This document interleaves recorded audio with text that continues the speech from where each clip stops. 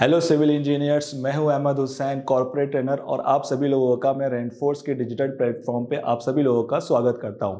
ठीक है, यहां पर आज हम डिस्कस करने वाले हैं एक्सकेवेशन के बारे में कि बेसिकली हमारा एक्सकेवेशन क्या होता है, क्यों होता है, और हम ये सारी एक्सकेवेशन हम क्यों करते हैं। ठीक है, आज तो चलिए स्टार्ट करते हैं। सबसे पहले हम देखते हैं कि बेसिकली हमारा एक्सकेवेशन क्या होता है। तो व्हाट इज एक्सकेवेशन? तो जैसे कि आप देख रहे हैं that is excavation is a process by digging the earth surface and create a hole और cave with the help of a man by and machinery is called excavation. Okay, so basically excavation क्या होता है? Excavation एक process होती है जिससे कि हम एक एक्सकेवेट करते हैं, एक केव बनाते हैं, एक होल बनाते हैं बेसिकली, जिससे कि हम वहां पर एक आगे जाके एक जो बिल्डिंग होती है उसको हम कंस्ट्रक्ट कर पाए।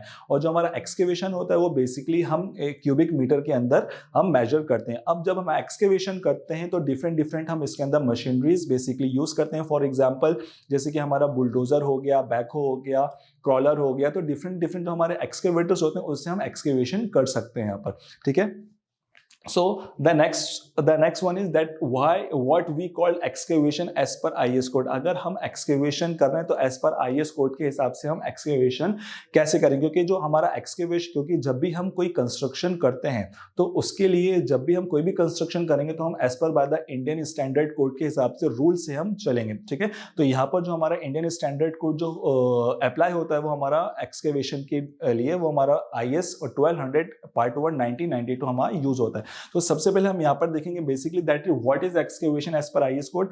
अब एक्सकेवेशन से शुरू करने से पहले बेसिकली क्या होता है कि जब भी हम किसी भी चीज का कंस्ट्रक्शन करते हैं तो सबसे पहले वहां पर उस साइट को हमको क्लीन करना पड़ता है। ठीक है, तो हम डायरेक्ट ऐसा तो हम कभी भी ऐसा नहीं करते कि सबसे पहले हम साइट पे और डायरेक्ट हमने एक्सकेवेशन स्टार्ट कर दी, तो कभी भी हमारा ऐसा नहीं होता है। तो कभी भी अगर हम एक्सकेवेशन कर रहे हैं तो उस साइट पे हमको क्या करना पड़ता है? सबसे पहले ये देखना पड़ता है कि हमारी साइट कैसी है, एंडुलेटेड तो नहीं है, एंडुलेशन तो नहीं आ रहा उसके अंदर, कुछ साइड के अंदर कुछ वेजिटेशन होते हैं तो उसको हमको उसको क्लियर करना पड़ता है। ठीक है, तो ये सारी चीजें बिफोर एक्सकेवेशन हमको यहाँ पर देखनी पड़ती है। अब उसके अंदर हमारे कुछ 2 से 3 पॉइंट है कि हमको क्या क्या चीजें उसके अंदर, अब हम एक्सकेवेशन किसको कहेंगे, अगर हम सिर्फ साइड क्लीनिंग कर रहे हैं तो उसको हम क्या कहेंगे, क्या उसके बेसिकली डायमेंशंस होते हैं, किस तरह से उसको हम मेजर करते हैं। सबसे पहले हम यहाँ पर वो देखते हैं कि सबसे पहले जैसे आप देख रहे हैं कि यहाँ पर सरफेस ड्रेसिंग है, तो सरफेस ड्रेसिंग जैसे कि आप देखें कि यहाँ पर trimming of natural ground, excavated surface and filled up area to remove the vegetation.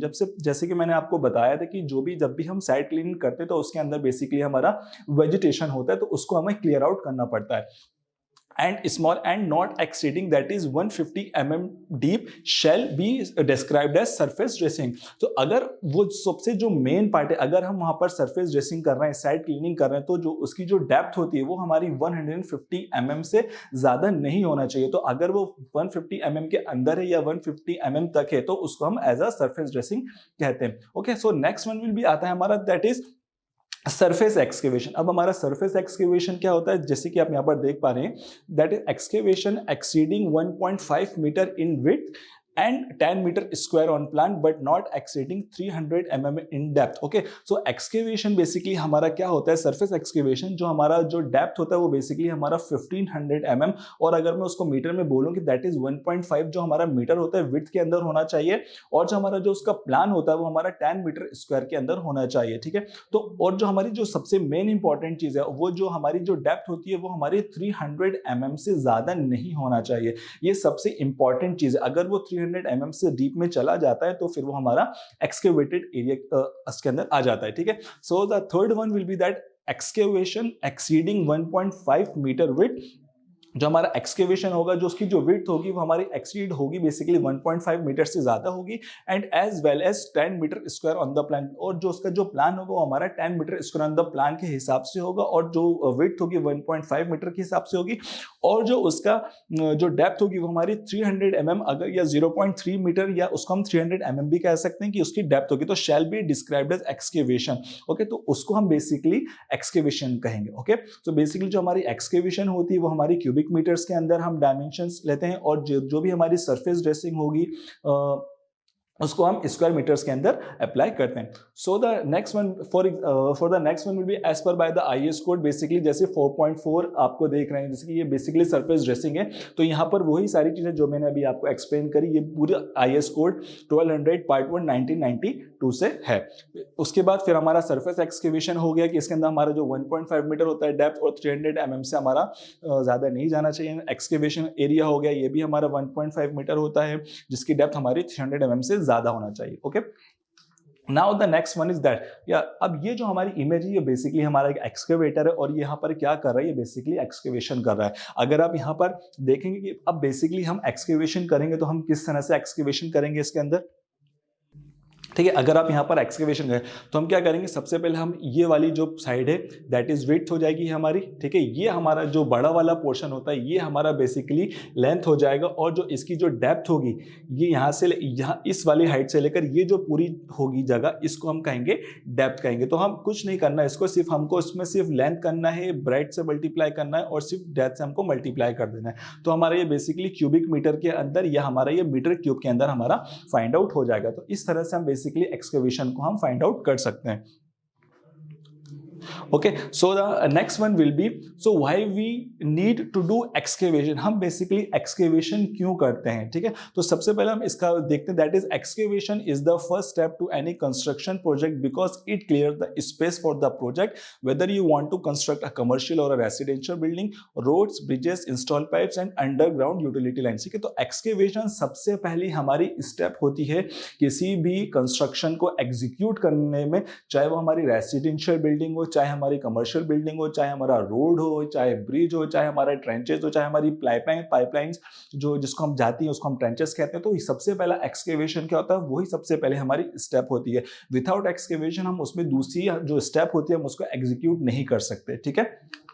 So the type of steps, अब जो हमारे एक्सकेवेशन की जो बेसिकली जो टाइप्स है वो हमारे दो तरीके से होते हैं। सबसे पहले होता है excavation on the basis of material की, वो जब हम मटेरियल के हिसाब से हम एक्सकेवेशन हमने कैसे करना है, और on the basis of purpose की, पर्पस के हिसाब से हमने एक्सकेवेशन कैसे करना है। Now these are the first of all we have to go for the first कि हमने मटेरियल के हिसाब से हमने एक्सकेवेशन कैसे करना है। तो सबसे पहले यहाँ पर है that is top soil excavation, the another one is muck excavation, the third one is earth excavation and the last one is rock excavation. Okay, so the first will be the soil top soil excavation. सबसे पहले हम देखेंगे top soil हमारी excavation क्या होता है। तो यहाँ पर आप देख सकते हैं that is this type of excavation involves the removal of the exposed और the top most area of the earth surface and the excavation method removes the vegetation, soil and any other decaying material that could make the land unsuitable to bear the structural load. The depth will vary from side to side but it is usually a range of 150 to 300 mm depth.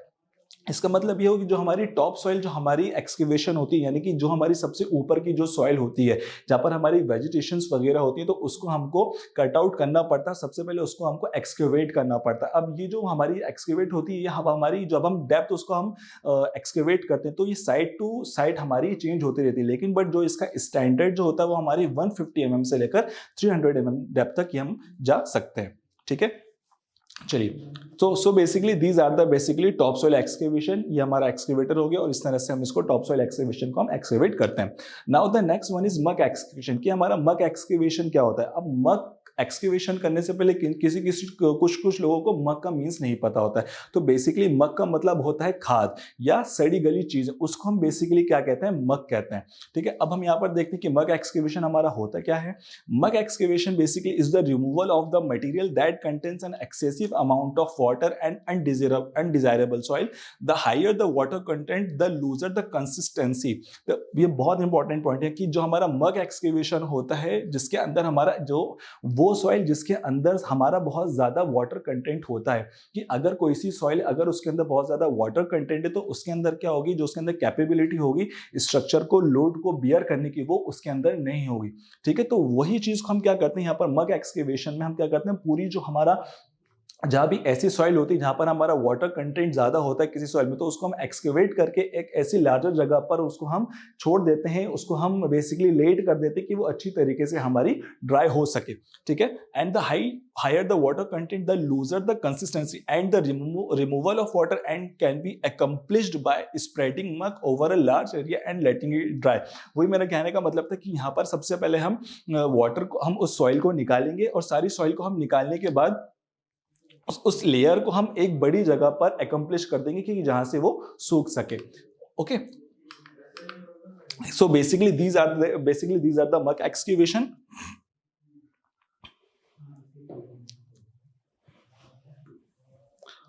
Okay, so basically this is the mug excavation. जैसे आप देख रहे हो कि यहाँ पर जो भी हमारी यहाँ पर आ रही है, ये सारी जो चीज होगी ये हमारी मक होगी, इसको हम मक कहेंगे, क्योंकि यहाँ पर जो भी हमारी, जैसे कि ये सॉइल आ रही है, यहाँ पर जो भी सॉइल आ रही है, ये सारी हमारी मकिंग सॉइल है। यानी कि इसके अंदर जो सॉइल है, इसके अंदर जो भी हमारा वाटर कंटेंट है बहुत ज्यादा है, तो इसको हम बेसिकली बाहर निकालते हैं और उसको हम ऐसी जगह पर बेसिकली ड्राई करते हैं जो कि हमारा काफी ज्यादा, हमारा जो लार्ज एरिया होना चाहिए उसको वहां पर हमको इसको ड्राई करने के लिए स्प्रेड आउट हम कर सकते हैं। Okay, so the next one will be the earth excavation. Okay, so the अब अर्थ एक्सकेवेशन क्या होता है हम देखते हैं। That is to create a foundation for buildings and bridges और construct drainage ditches, various layers of earth need to be removed. Okay, so basically क्या होता है, फाउंडेशन किसी भी जैसे कि मैं आपको पहले भी बता चुका हूं कि किसी भी फाउंडेशन को, किसी भी कंस्ट्रक्शन को करने के लिए हमको बेसिकली फाउंडेशन बनाना पड़ता है। तो उसके लिए कोई भी हमारी कमर्शियल बिल्डिंग हो या रेसिडेंशियल बिल्डिंग हो, तो उसके लिए हमको क्या करना पड़ेगा, अर्थ को एक्सकेवेट करना पड़ेगा। तो वही चीज यहाँ पर है कि हमको एक फाउंडेशन बनानी पड़ेगी बिल्डिंग के लिए, ब्रिजेस के लिए, और टू कंस्ट्रक्ट ड्रेनेज। अगर हम कोई सा ड्रेनेज पाइप दे रहे हैं तो उसके लिए भी हमको अर्थ को एक्सकेवेट करना पड़ेगा। which is to be, and the earth excavation includes the removal of soil, the layers below the top soil। जो भी हमने पढ़ा था, यानी कि जो हमारी टॉप सॉइल होती है उसकी जो नीचे की कोई जो टॉप सॉइल होती है, उसको हमको नाम से ही पता पड़ रहा है कि जो सबसे ऊपर की सॉइल होती है वो हमारी टॉप सॉइल होती है। देन टॉप सॉइल के बाद हमारी जो हमारी अर्थ की जो सॉइल होती है, अर्थ को हमको एक्सकेवेट करना होता है, तो उस सॉइल को हमको यहाँ पर एक्सकेवेट करना पड़ेगा for the purpose of the construction। Okay, so these are the basically earth excavation, these are the excavators, and in this way we have to just do the excavated part। Okay, now the last is the rock excavation. अब rock excavation basically क्या होता है, अब जो हमारा जो rock excavation होता है वो हमारा बेसिकली जो हम जिस तरह से हम नॉर्मल एक्सकेवेट करते हैं उस तरह से हम इसको एक्सकेवेट नहीं कर सकते। इसके लिए हमें एक स्पेशल टूल्स लगते हैं, स्पेशल इक्विपमेंट्स लगते हैं कि इसके अंदर सिर्फ जो हमारा, जैसे कि हम डायरेक्ट हम एक्सकेवेटर से हम इसको एक्सकेवेट कर सकते हैं, इसके अंदर इस तरह से नहीं हो पाता। अब हमारी कुछ डिफरेंट तरीके की जो रॉक्स होती हैं वो इसके अंदर होती हैं। फॉर एग्जाम्पल कुछ रॉक हमारी ऐसी होती हैं जो हमारी ड्रिल से हम ड्रिल कर सकते हैं, कुछ हमारी रॉक्स ऐसी होती है जिसमें हमको ब्लास्टिंग करना पड़ता है, और कुछ रॉक ऐसी होती है जिसमें हम ब्लास्टिंग नहीं कर सकते। तो हम वही चीज यहाँ पर देखते हैं, ठीक है। So this type of excavation is used for the removal of the Rocky surface that interrupt the building process. And the rock excavation is highly challenging as compared to the other types. This is because it cannot be done without the special equipment। जैसे मैंने आपको बताया था कि हम बिना एक special equipment के बिना हम इसको ड्रिल नहीं कर सकते हैं, ठीक है। तो वो हम किस तरह से इसको कर सकते हैं, बेसिकली हम ड्रिलिंग से कर सकते हैं और by the blasting with explosive से हम कर सकते हैं, ठीक है। Then when the rock quantity is small then blasting is not feasible.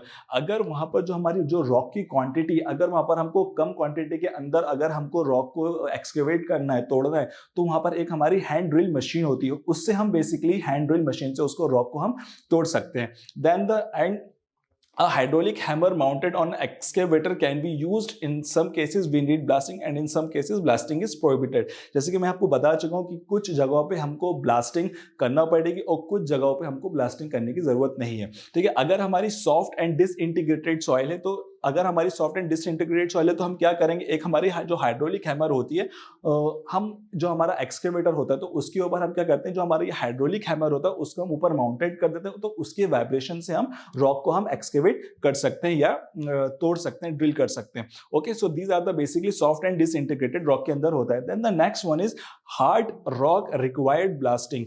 अब जहां पर हमें बेसिकली ब्रिजेस बनाने हो या टनल्स बनाने हो, ठीक है, तो जो भी हमारे बेसिकली इंफ्रास्ट्रक्चर के जो भी हमारे जो प्रोजेक्ट्स होते हैं उसके अंदर वो वैसी जगह पे बनते हैं कि जहाँ पर हमारा ज़्यादा रॉक्स होती है, ठीक है। क्योंकि सुनसान जो इलाका होता है कि जब कोई एक बेसिकली स्टेट से दूसरे स्टेट में जाए तो बेसिकली हमारा ब्रिजेस भी हमारे वहाँ पर किसी जगह पर ब्रिजेस भी बनते हैं, तो उन ब्रिजेस को बेसिकली डिसइंटीग्रेट करने के लिए, यानी कि उस रॉक्स को तोड़ने के लिए हमको ब्लास्टिंग की ज़रूरत होती है। अब हम ब्लास्टिंग कैसे करते हैं, डिफरेंट जो हमारे हमारे एक्सप्लोजिव होते हैं वो with the help of the explosive हम ब्लास्ट कर सकते हैं। बट एंड द लास्ट जो आता है हमारा वो हार्ड रॉक ब्लास्टिंग आता है, जो कि हमारा मना होता है, प्रोहिबिटेड होता है कि वहां पर हम रॉक्स तो हैं बट वहां पर हम ब्लास्ट नहीं कर सकते। वो किस जगह पर होता है, वो बेसिकली जैसे कि हमारा टाउनशिप वगैरह हो गया कि वहां पर हमारी टाउनशिप आ रही है, कि वहां पर हमारा थोड़े रेसिडेंशियल थोड़ी जगह पर अगर हमारा रेसिडेंशियल जगह है तो वहां पर उन जगहों पर हम क्या कर सकते हैं कि हम वहां पर ब्लास्टिंग नहीं कर सकते हैं। जिस तरह से अभी मैंने आपको डिस्कस करा था कि कुछ जगह पर जो हमारा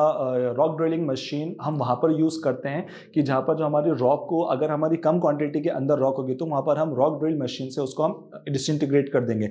लेकिन अगर हमारी यहाँ पर जो क्वांटिटीज ऑफ रॉक है अगर उसको हमको ज़्यादा बेसिकली अगर डिसइंटीग्रेट करना पड़ेगी तो यहाँ पर हमारा जो एक एक्सकेवेटर होता है उसके अंदर एक्सकेवेटर के अंदर एक जो हैमर हमारा माउंटेड होता है तो उसके अंदर से हम बेसिकली उस रॉक को हम डिसइंटीग्रेट करते हैं। जैसे कि यहाँ पर अगर मैं आपको एक इमेज दिखाऊं तो ये बेसिक हमारी इमेज है, तो यहाँ पर ये कि मेरा एक्सकेवेटर हो गया और यहाँ पर उसके माउंटेड एक हमारा ड्रिल हमारा लग गया है। ठीक है, तो इसी तरीके से बेसिकली हमारा अगर हमें ज़्यादा क्वांटिटी के अंदर रॉक को अगर हमें एक्सकेवेट करवाना है या उसको डिसइंटीग्रेट करवाना है तो हम इस एक्सकेवेटर को विद द माउंटेड हैमर को हम यूज कर सकते हैं। ठीक, अगर हमारा ये वीडियो अगर आपको अच्छा लगा हो तो इसको आप लाइक करें, चैनल को सब्सक्राइब करें और अपने इसको फ्रेंड के साथ शेयर करें। Thank you.